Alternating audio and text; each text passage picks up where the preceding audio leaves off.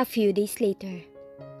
Liam, ngayong nakabalik ka na, ano ang balak mo sa darating na linggo?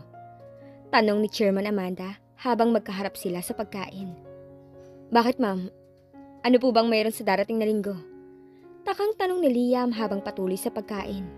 Son, it's your 29th birthday. Of course, saan mo planong mag-celebrate ng birthday mo? Nakangiting wika ni Amanda. Sandaling nag-isip si Liam. Birthday na pala niya sa darating na linggo. Ngunit wala man lang siyang naaalala. 1 taon na ang nakalipas simula nang magising siya.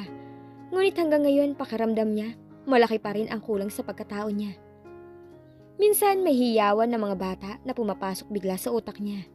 Minsan naman napapanaginipan niya ang walang mukha na babae at ang mainit na pagniniig nila sa kama. Ngunit nagigising siya na si Tala, ang babaeng kasama niya sa kama. Subalit sa hubog ng katawan, hindi si Tala ang babaeng nasa panaginip niya. Dahil maalon at kulay mais ang buhok nito, hindi katulad ni Tala na maikli at hanggang balikat lang ang haba. Sa tuwing sinusubukan siyang akitin ni Tala upang may mangyari sa kanila, naiinis siya dahil ang babae sa panaginip niya ang hinahanap ng katawan niya. Di ba dapat si Tala ang sentro ng atensyon niya dahil ito ang asawa niya? Ito ang mahal niya? Ngunit sa halip na ibigay niya ang kaligayahan na hinihingi ng asawa, tila nawalan pa siya ng gana. Bakit hindi niya naramdaman ang kasiyahan sa piling nito? Laging may hinahanap ang sarili niya na hindi niya mawari kung ano. Minsan natatagpuan na lang niya ang sarili na nagkukulong sa loob ng library at binubuhos ang lahat ng oras sa trabaho. Son, do you have a plan in mind? Nakabalik siya sa sarili nang maramdaman ang pagpisil ni Tala sa hita niya. Binalingan niya ito at nakita niyang nakangiti ito sa kanya. Tinatanong ka ni Mommy, babe. Wika nito. Gusto kong imbitahan lahat ng mga kaibigan ko, pamilya ko, lahat ng tao na naging parte ng buhay ko. Sa ganitong paraan, mabilis ako makakaalala. Saan niya? Nagkatinginan si Chairman Amanda at Tala dahil sa sinabi ni Liam. Ngunit hindi nagpahalatamang ito. Ngumiti si Chairman Amanda na kinuha ang napkin cloth sa lap niya at mabining pinahiran ang gilid ng labi nito. Sure, son. Kami na ni Tala ang bahala mag-invite sa mga kaibigan mo, since hindi mo naman sila maalala. Nakangiti nitong wika, sabay tingin kay Tala ng palihim. Nahulaan naman kaagad ni Tala ang ibig sabihin ni Amanda, kaya nag-second motion din ito. Tama si Mommy, babe. Kami nang bahalang magpadala ng imbitasyon sa lahat ng mga kakilala natin. Hindi na siya sumagot pa. Nagpatuloy na lamang siya sa pagkain. Babe, sunduin mo ako mamaya, hintayin kita. Buong suyo na hinalikan ni Tala sa labi si Liam na tinugon naman ito. Sige, bye, mag-iingat ka. Nakangiting sagot ni Liam nang makalabas na si Tala sa kanyang kotse. Hinatid niya muna ito sa BGC kung saan ginaganap ang photoshoot nito. Bumalik ito sa pagmamodelo. Matapos manganak, muli niyang tinaas ang tinted window ng kotse niya at sinanyasan ng driver na umalis na. Hanggang kailan mo pahihirapan ang sarili mo ng ganito, Best? Pwede namang utusan na lang natin ang mga tauhan mo para bantayan araw-araw si Liam. Hindi na kailangan ikaw pa ang gumawa nito. Nag-aalalang wika ni Joanne. Pinahid ni Ashley ang luha at muling sinundan ang kotse ni Liam. Tama si Joanne. Araw-araw ito ang ginagawa niya. Ang pagmasdan kung paano mahalin ni Liam si Tala habang siya'y nagtitiis lamang na tinitingnan ng mga ito mula sa malayo. Naghahanap siya ng pagkakataon kung kailan si Liam kausapin ng sarilinan. Bes, itigil mo na kaya to. Hindi, Joanne. Hindi ko lang to ginagawa para sa sarili ko, kundi para rin sa mga anak ko. Bakit ko intindi ng sarili kong nararamdaman? Hindi ako pwedeng sumuko. Hindi ko pwedeng sukuan si Liam dahil alam kong kailangan niya ako. Sa aming dalawa, ako ang higit na nakakaalam ng totoo. Biktima lamang siya ng mami niya. Alam kong sa ngayon, si Tala ang pinaniniwalaan ni Liam na mahal niya. Nagsisimula pa lang ako, Joanne. Wala pa akong nagagawa. Nakahanda na ako masaktan ng paulit-ulit dahil alam kong darating ang tamang panahon para sa amin ni Liam. Na maaalala niya na kami, ang tunay niyang pamilya. Boss, may sumusunod sa atin. Uwi ka ng bagong driver ni Liam. Lumingon si Liam at nakita niya ang kulay Nimbus Gray na R8 na nakasunod sa kanila. Muli niyang inayos ang upo. Napansin niya ito kanina sa kabilang kalsada nung ihatid niya si Tala. Isang babae ang nagdadrive nito. At naalala niya ito rin ang babae sa airport. Ikaw ang daddy namin at yun naman si Mommy. Naalala niya ang sinabi ng dalawang bata sa kanya. Let her follow us. Utos niya kaya hindi na rin nag-usisa pa ang driver. Kinuha niya ang telepono at mayroong tinawagan. Irene, lumabas na ba ang result? Yes, sir. Pinadala ko na po sa opisina niyo. Sagot ng babae sa kabilang linya. Okay, good. Di nagtagal. Huminto ang kanilang sasakyan sa harapan ng CAS building. Di niya alam kung bakit excited siyang lumabas ng kotse para malaman kung totoo ang sinasabi ng dalawang bata sa kanya sa airport. Hindi niya rin maintindihan sa sarili niya noon kung bakit naisipan niyang kumuha ng ilang hibla ng buhok ng mga bata upang gawing DNA sample. Mabilis siyang pumasok sa loob ng opisina niya. Tiningnan sa loob ng kanyang drawer ang DNA results. Sinabi sa kanya ng sekretarya na dito raw nito inilagay sa drawer niya. Agad niyang kinuha at binuklat yun. Para lang madismaya nang makita na 15% lang ang naging resulta. Patunay na hindi sila magkadugo. Ewan ba niya kung bakit nakaramdam siya ng lungkot? Umaasa ba siya na anak niyang dalawa? Ngunit ang gaan ng loob niya sa dalawang bata na yon. Umasa yata siyang mga anak niya ito dahil sa laki ng pagkakahawig ng mga ito sa kanya. Nabaling ang tingin niya sa telepono na nakapatong sa gilid ng table niya. Sir, someone wants to talk to you. Bungad ng sekretary niya nang sagutin na niyang tawag. Who? Tipid niyang tanong. One of your investors raw. Kinakabahan si Ashley habang nakatayo sa harapan ng sekretarya ni Liam sa labas ng opisina nito. Nanibago siya sa loob ng CAS dahil lahat ng empleyado ay halos mga baguhan na. May mangilan-ngilan na dati ng empleyado, ngunit batid niyang loyal ang mga ito kay Chairman Amanda. Ngunit ang mga tauhan na si Liam mismo ang nag-hire, halos hindi na niya makita rito. Pati sekretarya nito ay nabago na rin, kaya minabuti niyang karugtong ng pangalan na lang niya ang sabihin dito. Baka magsumbong pa ito kay Madam Amanda at masira pa ang plano niya. Ngayon ang tamang pagkakataon na makausap niya si Liam. Pasok raw po kayo, ma'am, sagot ng sekretarya. Magalang ang pagtanggap nito sa kanya dahil nagpakilala siyang isang investor. Kunot ang noo ni Liam habang simpleng nakasandal sa kanyang swivel chair na tinititigan ang babaeng pumapasok sa kanyang opisina. What do you want? Seryoso niyang tanong. Alam niyang hindi ito pumunta para mag-invest. Alibay lang nito sa sekretarya niya upang papasukin siya. Inikot ni Ashley ang paningin sa buong silid ng opisina. Ito lang ang tanging paraan upang makontrol niya ang anumang emosyon sa loob ng dibdib. Gusto na niyang umiyak habang niyayakap ng lalaking mahal niya. Gusto niyang maramdaman ang init ng pagmamahal nito sa kanya. I'm asking you. Halata niya ang iritasyon sa pananalita nito. Humugot muna siya ng lakas at kumurap-kurap ang mga mata upang pigilan ang mga luha na nagbabadya ng pumatak mula rito.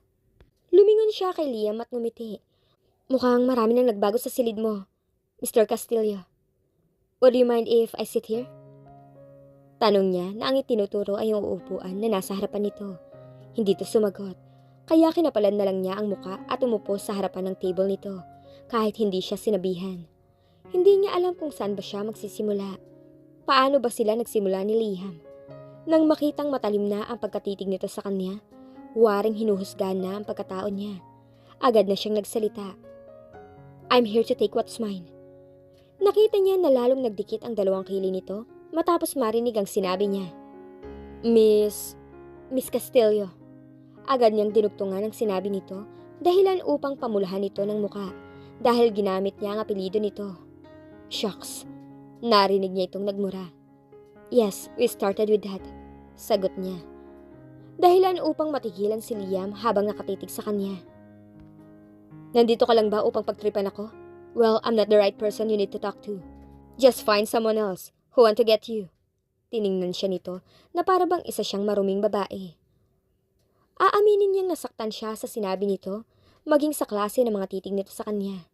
Ngunit nandito na siya. Ibinigay na niya ang todo niya. Tumayo siya at lumapit kay Liam.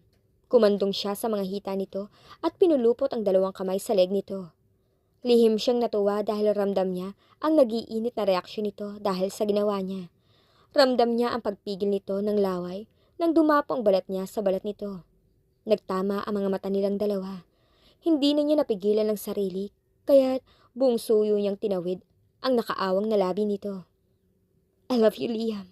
Take me back in your arms. Wait! Mahinang sabi ni Liam. Darang na siya sa babae. Hindi na niya kayang kontrolin ang sarili niya. Pakiramdam niya bumabalik siya sa panaginip niya sa pakikipagniig sa babaeng walang muka. At ang pabango ng babaeng ito na ngayon ay yumayakap sa kanya, walang pinagkaiba sa pabango ng babaeng nasa panaginip niya. Parang may kung anong enerhiya ang nagtulak sa kanya upang dalhin ito sa loob ng pribadong silid niya at mabilis itong pinahiga sa kama. Kung kailangan ni Ashley na muling magpaangkin kay Liam, gagawin niya para lang muli itong makaalala. Alam niyang pagkatapos nito, muli siyang hahanap-hanapin ni Liam. Sisiguraduhin niyang ipapaalala ang bawat sandali kung paano nila ginagawa ang iba't ibang posisyon sa kama noon.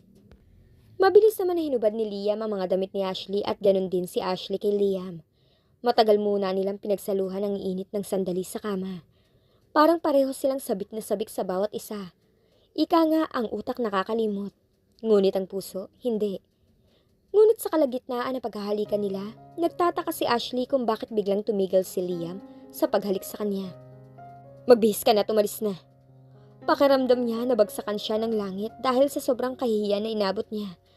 Nagawa niyang lunukin ang pride niya. Binaba niya ang pagkababae niya sa pag-asang bumalik ang alaala nito. Ngunit hindi niya inaasahan na ganito katigas si Liam. Hindi niya inaasahan na kayang pagtibayin ni Tala at Amanda ang huwad na paniniwala nito sa loob lamang ng isang taon. She startled nang bigla nitong binagsak ang pinto nang lumabas na ito. Niyakap niya ang sariling kahubdan habang hinahayaan sa pagbagsak ang kanyang mga luha. Nawalan siya ng focus sa sarili niya upang pahiran pa ang mga luha niya. Sobrang dami nang pumapasok sa isipan niya. Akala niya kanina magtatagumpay na siya dahil ramdam niya na nandun pa rin ang init na mga haplos nito. Habang niyayakap siya, ramdam niya na nandun pa rin ang init ng pagmamahal nito sa bawat pagdampi ng mga labi nito sa labi niya. Ngunit hindi niya alam kung ano ang tumatakbo sa isipan ni Liam. Bakit bigla na lang itong tumigil? Mabilis niyang dinampot ang mga damit at muli itong sinuot. Siniguro muna niyang wala ng luha sa kanyang mga mata bago siya lumabas ng silid. Nakita niya itong nakapamaywang habang nakaharap sa glass wall ng opisina. At malayo ang mga tingin ng mga mata nito sa labas. Sinubukan kong ipa-DNA test ang anak mo dahil sinasabi nila na ako ang kanilang ama. Ngunit malabo mangyari yun dahil wala man lang kalahating porsyento ang dugo na nag-uugnay sa aming tatlo. Napatingin siya sa papel na nakalatag sa ibabaw ng mesa nito. Agad niya yung dinampot at binasa. Magkasunod siyang umiling na binalingan si Liam. No, this is not true. This is fake. Anak mo ang kambal, Liam. Ikaw ang nagpalaki kay Gab. Ako naman ang nagpalaki kay Sam. Dahil naghiwalay sila ng ipinanganak ko. Nagpakasal tayo dahil sa kanila. Minahal natin ang isa't isa dahil sa kanila. Enough! Enough! Napatigil siya sa pagsasalita nang biglang lumakas ang boses nito na lumapit sa kanya. Madilim ang anyo nito. Tila gustong gusto na siya nitong sapakin. Ramdam niya ang panggigigil nito sa kanya. Alam kong isa ka lang sa mga babaeng gustong pumasok sa buhay ko. Anong klase kang ina, ha? Ginamit mo pa talaga ang anak mo para lang makalapit sa akin? Muling bumaba ang tingin nito sa kanya at muling idinagdag. At ngayon, kahit katawan mo, nagawa mong iali din sa akin para lamang paghiwalayin kami ng asawa ko. Marami ng babae na katulad mong gumawa sa akin yan. Hindi ko na mabilang kung pang ilan ka. Ngumiti siya na mapakla. Hinayaan niya lang bumagsak ang kanina pang namumuong luha niya. Umangat siya ng muka at direktang tumingin nito sa mga mata. Ha? Really, Liam? Sa lahat ba ng mga babae na lumapit sa'yo, ganun din ang ginagawa mo? Katulad ng pinaramdam mo sa akin kanina. Kaya mo rin bang halikan ng asawa mo katulad ng paghalik mo sa akin kanina? Naramdaman mo rin bang saya kapag kasama mo siya? Nakita niyang sandali itong natigilan dahil sa sinabi niya. Nang makabawi na to ay direkta siya nitong tinitigan sa mga mata. Of course, mahal ko ang asawa ko ngayon. Matapang nitong sagot sa kanya. Dahilan upang napapikit siya na pinakawalan ang mga luha niya. Kahit nanlalabo na sa luha ang paningin niya, hindi siya umiwas. Minabuti niyang lumaban ng tingin rito. Mata sa mata upang makita ang totoong nararamdaman nito. Ngunit blanko ang ekspresyon ng mukha nito. Tila nawala na ang saya na lagi niyang nakikita sa mga mata nito kapag nakatingin sa kanya. Tumango siya tanda ng pagsuko. Sorry. Wika niya sabay pahid niya ng luha at inayos ang sarili. Baka nga nagkamali lang ako ng lalaking pinuntahan. Baka nga hindi ikaw ang totoong Liam na pinakasalan ko noon. Ngunit hiniwalayan din dahil ayaw sa akin ang mami mo. Baka hindi nga ikaw ang ama ng mga anak ko. Because I didn't know the man who took me 5 years ago. Baka nga hindi ikaw lalaki minahal ko at pinaglaban ko ngayon dahil umasa ako na kahit 10% man lang maalala mo ko. Nagawa kong ibaba ang sarili ko ngayon dahil sa akala ko lang. Baka nga hindi ikaw lalaking 1 taon na naming hinihintay ng mga anak ko. Pero gusto ko pa rin sabihin sa'yo kahit hindi man ikaw ang lalaking yun. Salamat, Liam. Dahil sinakripisyo mo ang sarili mo para lang iligtas kami ni baby. Kung nakita mo ang baby na karga ko nung nasa airport tayo, siya ang baby na yun na 1 buwan pa lang sa tiyan ko nung iniwan mo kami para pumunta sa triad. Tinanggap mo na nawalan ka ng alaala para lang mabuhay kami. Hindi ko mapapantay ng pagmamahal mo na yun, Liam. Kaya nakahanda na akong gawin ang lahat, kahit na ano, para lang bawiin ka. Kahit pa nga nangangahulugan pang muli ko na naman makakalaban ng iyong ina. Ipagdadasal ko na darating pa ang mga araw na muli tayo magiging kumpleto bilang isang pamilya. Hindi man ngayon, pero maghihintay ako. Siya nga pala, hindi kita pipilitin na maniwala sa akin. Ngunit kung may pagkakataon ka, sana nahanap mo si Brian. Dahil siya ang kanang kamay mo. Hindi ko alam kung saan siya nagtatago ngayon dahil ayaw niyang magpakita sa amin. Kahit anong hanap namin sa kanya. Alam kong ikaw lang ang hinihintay niya. Matapos sabihin ang lahat ng yon, hindi na siya nagtagal. Agad na rin siyang lumabas ng opisina. Sinabi na niya ang lahat-lahat kay Liam. Sa ganung paraan, alam niyang mag-iimbestiga ito kung ano ang nangyari bago ito nawala ng malay. At nawala ng alaala. Maghihintay ako, Liam. Maghihintay ako. Usal niya sa sarili. Ano yan? Tanong ni Ashley sa matalik na kaibigan nang pumasok ito sa kanyang silid habang nagpapatulog siya kay baby Gabriel. Birthday invitation. Tipid na sagot nito habang kinukuha ang card sa loob ng kulay berdeng envelope. Nilagay muna niya si baby sa loob ng crib. Mahimbing na ang tulog nito. Binalingan niya muli ang kaibigan at curious na kinuha ang card mula sa kamay nito. Binasa niyang nakasulat sa card. Isa itong invitation mula kay Liam at iniimbitahan nito ang asawa ni Joanne na si Edwin upang umattend sa nasabing birthday nito. Umangat siya ng muka at tumingin sa kaibigan. Nahulaan naman ni Joanne ang laman ng isip niya kaya ito nagpaliwanag. Ngayon ko lang din nalaman na matalik na magkaibigan ng asawa ko at si Liam noon pa. Hindi niya daw ito naimbitahan nung kasal namin dahil hindi na niya makontak ang kaibigan pati ang mami nito. Yun pala tumagal ang mga ito sa States. Sa pagkakarinig ko sa asawa ko, inimbitahan raw silang lahat ng mga kakilala ni Liam upang makita sila. Bakit mo ibinigay sa akin yan kung kayo lang naman ang imbitado? Exclusive lang sa mga kakilala ni Liam ang inimbitahan at hindi kami kabilang ron. Sagot niya habang nagtitimpla ng gatas para sa pagising mamaya ni baby Gabriel. Alam ko kaya nga humihingi ang husband ko ng isa pa dahil sinabi ko na may bibigyan ako na kaibigan rin ni Liam. Pero syempre, hindi naman kayo basta kaibigan lang kundi pamilya niya kayo. Tinalikuran niya ang kaibigan at umupo sa kama. Nahulog siya sa malalim na pag-iisip. O ano, pupunta ka ba? Huwag mo nang pag-isipan. Wika nito sa kanya. Naalala na naman niya ang huling eksena na namagitan sa kanila ni Liam. Yun na yata ang una at huling subok niya. Ngayon nagdadalawang isip siya kung pupunta siya o hindi. Ayaw niyang masira ang birthday nito. Pero pwede naman siyang pumunta para samahan sa special na araw nito na hindi nagpapakita kay Liam. Nabasa niya kanina sa invitation na gaganapin ang birthday sa isang private resort. At 2 days na lang para makapaghanda siya ng regalo para rito. Pag-iisipan ko muna. Biglang nagbago ang isip niya. Kailangan niya talagang pag-isipan muna ang desisyon niya. Marami siyang dapat isaalang-alang pati mga anak niya. Paano Ashley? Mauna na kami ni Joanne sa Montana Cove Resort. Nakangiting wika ni Edwin. Kasalukuyang silang nag-uusap ni Joanne sa loob ng silid nang sumilip ito. Napatingin silang dalawa ng kaibigan sa gawin ni Edwin na pumasok sa loob ng silid. Hindi niya maiwasan na hindi ma-miss si Liam nang tumingin siya kay Edwin na hinahalikan sa labi si Joanne. Hindi na siya nagtataka kung bakit mabilis mahulog ang loob ni Joanne kay Edwin. Kahit pa noong simula ayaw nito sa lalaki. Bes, ano, okay ka lang ba? Tanong ni Joanne nang mapansin ang nagbabadyang luha sa kanyang mga mata. Ngumiti siya na tumango sa kaibigan. Oo, okay lang ako. Ano ka ba? Hinampas niya ito sa balikat. Ayusin ko lang ang lahat sa mga gamit ni baby. Susunod na rin kami. Ayaw sana niyang isama ang mga bata. Ngunit si Edwin ang nag-insist na isama ang mga ito para makadalo sa birthday ng daddy nila. Kahit annulled na sila ni Liam, dinala pa rin niya ang proof na minsan na silang kinasal dahil sa mga bata. Nagpa-DNA na rin siya upang ipakita kay Liam ang tunay na ebidensya na mga anak nito ang kambal at si baby Gabriel. Napailing na lang siya sa dalawa. Sige pang landian habang palabas na ng silid niya. Talagang makikita na mahal ng mga ito ang isa't isa. Tumayo na siya at dumiretso sa banyo upang maligo. Timing naman na natutulog pa si baby Gabriel. Ang mga kambal naman ay nagbibihis na rin sa kanilang mga silid.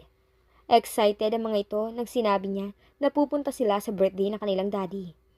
Late na siya nakapag-decide na pupunta, kaya ngayon lang sila nakapaghanda. Wala pang 10 minutes, tapos na siyang maligo. Master, nakahanda na po ang sasakyan sa labas. Katatapos niya lang magbihis nang marinig ang sinabi ni Leslie. Laking pasasalamat niya rito at hindi siya nito iniwan. Ramdam niya na nasaktan din nito nang biglang naglaho si Brian. Sinisisi nito ang sarili kung bakit lumayo si Brian at hindi na nagpakita sa kanila. Lagi kasi nitong sinisisi ang lalaki kung bakit hindi nito nagawang protektahan si Liam. Ilang buwan din naman kasi siyang nawala sa sarili. Sa tuwing nagigising siya, laging si Liam ang nakikita niya. Sa tuwing kakain siya, si Liam ang nakikita niyang sinusubuan siya. Lahat na lang ng kanyang mga ginagawa, wala siyang ibang nakikita kundi si Liam. Minsan napagkamalan pa niya ang anak niyang sigab na si Liam kapag kaharap niya ito. Hindi niya alam kung ano naging buhay niya nung mga panahon na wala si Liam sa tabi niya. Hindi niya matanggap sa sarili na ipinalit ni Liam ang sarili sa triad para lang mabuhay silang mag-ina. Master, pwede naman nating wag ituloy na pumunta kung napipilitan ka lang. Hindi mo kailangang ibaba ang sarili mo para kay Master Black. Oo, nandun na tayo na kailangan mo siyang ipaglaban. Ngunit sinubukan mo naman eh. Sinubukan mo na bawiin siya. Ngunit ayaw niyang tulungan ang sarili niya para maalala ka. Tumulo ang luha niya, pero agad din namang pinahid ito. Leslie, kapag nagmahal ka, hindi mo pwedeng sabihin na lahat ginawa mo na. Love never says, I have done enough. Dahilan ni Ashley. Kahit durog ka na, kahit nauubos ka na dahil sa pagmamahal mo na yan, kahit na kinakampihan ng asawa mo mga kaaway mo? Tanong muli ni Leslie. Halatang nakipag-argumento sa kanya. Binalingan niya si Leslie. Oo, hindi matatawag na nagmamahal ka. Kung konting sakit lang susuko ka na. Pero Master, hindi lang kasi ito sa konting sakit na nararamdaman mo eh. Saksi ako kung paano ka nahihirapan simula nang mawala si Master. Saksi ako kung paano ka nawala sa sarili mo at nalimutan na may anak ka pang naghihintay sa'yo. Nung mawala si Master, parang nawalan ka na rin ng ganang mabuhay. Ngayong bumalik na siya at unti-unti ka na rin bumabangon. Hahayaan mo na naman bang maubos ka dahil sa pagmamahal na pinaglalaban mo? Parang iiyak na ito habang nagsasalita. Ramdam niya ang panggigigil nito na isinisiksik sa utak niya ang gusto nitong ipahiwatig. Leslie, hindi lang to dahil sa pagmamahal ko ang pinaglalaban ko, kundi pinaglalaban ko ang ama ng mga anak ko. Binigyan ako ng pagkakataon ng panahon para muling isugal ang huling baraha ko. Nawalan si Liam ng alaala at tanging sinasabi lamang ni Amanda at tala pinaniniwalaan niya. See, kaya niyang paniwalaan ang sinasabi ng dalawang demonyo na yun.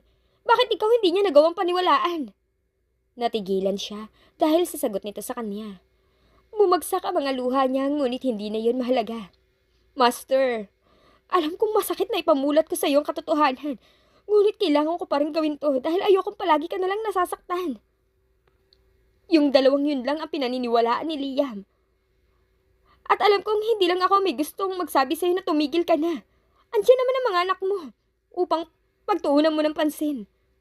Dahil kapag patuloy mo pang pinipilit ang sarili mo, sa lalaking kinalimutan ka na, paano ka? Saan mo pahahanapin ang sarili mo? Kapag ubus ka na? Madali lang sabihin niya, Leslie eh. Dahil wala kang anak. Kahit pa ilang beses kang magpalit ng lalaki pwede. Ngunit ang mga anak ko, kaya ba nilang pumili na magiging ama nila? Hindi, di ba? Kaya susugal pa rin ako kahit malabo na. Master, wala akong anak pero marami ding iba dyan na katulad mo na mayroon. Ngunit nakaya nila na walang ama ang kanilang mga anak. Kasi sa kaso mo kay Master Black, Wala namang pinagkaiba sa gusto ka na niyang kalimutan eh. Sinubukan mo na ngang magpaliwanag, di ba? Ibinaba mo pa ang sarili mong pride para lang sa kanya. Bakit hindi pa rin niya magawang timbangin ang lahat? Gayong malaki ang naging parte mo sa buhay niya. Oo, nandun na tayo. Nagawa niyang isakripisyo ang buhay niya para sa'yo at para sa mga anak mo. Ngunit heto ka, nagawa ka pa rin niyang itulak palayo dahil wala siyang ibang pinaniniwalaan kundi ang ina niya lang at si Tala. Nagkakamali ka, Leslie. Nakikita ko sa mga mata ni Liam ang sakit habang nakikinig siya sa lahat ng mga sinasabi ko. May namumuong luha sa mga mata niya. Ayaw niyang ipahalata ngunit nararamdaman ko. Kilala ko siya sa tuwing tinititigan ko siya sa mga mata niya at naniniwala ako. Babalik ang dating asawa ko. Kami ang magkakampi. Kahit pa nga sabihin nating mas pinaniniwalaan niya ang dalawang yon. Sa akin pa rin siya babalik. Malalaman niya ang totoo. Nagawa niyang sumugal sa sariling laro ng kanyang ina dahil sa pagmamahal niya sa akin. Nang mahalin ko si Liam, alam kong sa simula pa lang, talo na ako. Dahil ina niya ang kalaban ko. At kahit hanggang ngayon pinaglalaban ko pa rin ang pagmamahal na yun. Kahit alam kong sa labanang to, matatalo pa rin ako. Hindi niya ako kinakampihan eh. Mas pinaniniwalaan niya pa rin ang mga yun. Ngunit nakahanda pa rin akong isugal ang lahat ng mayroon ako. Mabawi lamang ang ama ng mga anak ko. Buong tapang niyang sagot kay Leslie, dahilan upang mapaawang ang labi nito. Master! Niyakap ni Leslie ang master niya. Hindi niya mapigilan ang luha niya dahil sa paninindigan nito. Alam kong yan ang dahilan kung bakit ka minahal ni Master Black. Dahil naniniwala siyang hindi mo siya susukuan. Sakaling darating ang araw na to. Tinadhana kayong magmahalan sa isa't isa. Tinadhana niyong ipaglaban ng isa't isa sa mga taong nangaampi sa inyo. Kahit pa nasa simula pa lang, marami nang humahadlang. Sana magtagumpay kayong dalawa, Master. Sana pareho kayong pinaglalaban ng isa't isa. Samantala sa labas nang magkita ang kambal, nanlaki ang mga mata ni Gab dahil sa bihis ni Sam. Sam, look at yourself! Why are you wearing that? Halata ang galit sa mukha ni Gab. Tiningnan ni Sam ang ayos niya bago binalingan ang kanyang kambal. And what is your problem with my clothes, Gab? Nakapamewang na sagot nito sa kambal. What will you call me? What did I tell you, Sam? Puno ng pagbabanta ang mga mata ni Gab na lumapit sa kambal. Nakipagtagisan din si Sam ng titig sa kambal niya. Ngunit agad ring sumuko ito. Alright, you win, Kuya Gab. Sinabayan pa niya ang paglabas ng dila niya na waring inaasar ang kuya niya, ngunit nagtimpi lang ito ng galit. Lagi kasi nitong pinaglalaban na nauna raw itong lumabas kaysa sa kanya, kaya kailangan raw niyang magkuya. Good girl, now go back inside your room and change your clothes. Istrikto niyang utos, dahilan upang magpadyak ng mga paa si Sam. Parang iiyak ito. May paglalaban nga kaya ni Ashley? Ang pagmamahal niya kay Liam? Babalik pa kaya ang alaala nito?